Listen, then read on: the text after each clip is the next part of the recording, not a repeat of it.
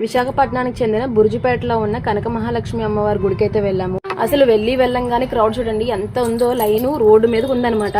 మేము వచ్చేటప్పటికి టైం 2 అయితే అయిపోయింది. అయినా సరే ఎంత మంది ఉన్నారో అసలు ఏం చేయాలో అర్థం కాలేదు. అసలు ఈ రోజుకి అమ్మవారిని చూడగలుగుతామా అని పెద్ద డౌట్ అనమాట. అక్కడ అప్పటికే 15 నిమిషాలు అయితే వెయిట్ చేసాం అందరం కలిసి. మా హస్బెండ్ కి కాల్ చేస్తే తెలిసిన వాళ్ళ ద్వారా స్పెషల్ దర్శనం అయితే దొరికింది.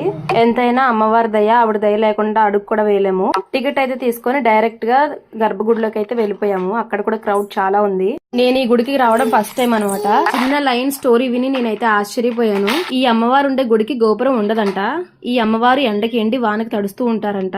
అలాగే ఈ గుడికి ఇంకో ప్రత్యేకత ఏంటంటే పూజ చేయడానికి అసలు పూజారి గారే ఉండరంట. భక్తులే ఎవరి పూజ వాళ్ళు చేసుకోవచ్చు అంట. అలాగే అభిషేకాలు కూడా. అలాగే ఇక్కడ మీరు చూస్తున్నట్టయితే 2 నార్మల్ పీపుల్స్ ఉండి భక్తులు తెచ్చుకున్న పసుపు కుంకాలు పాల ప్యాకెట్లతో వాళ్ళే అయితే అభిషేకం చేసేస్తున్నారు. అలాగే ఇక్కడ చూపిస్తున్న అమ్మవారికి ఒక చేయి కూడా లేదు. దాని స్టోరీ వేరే ఉంది.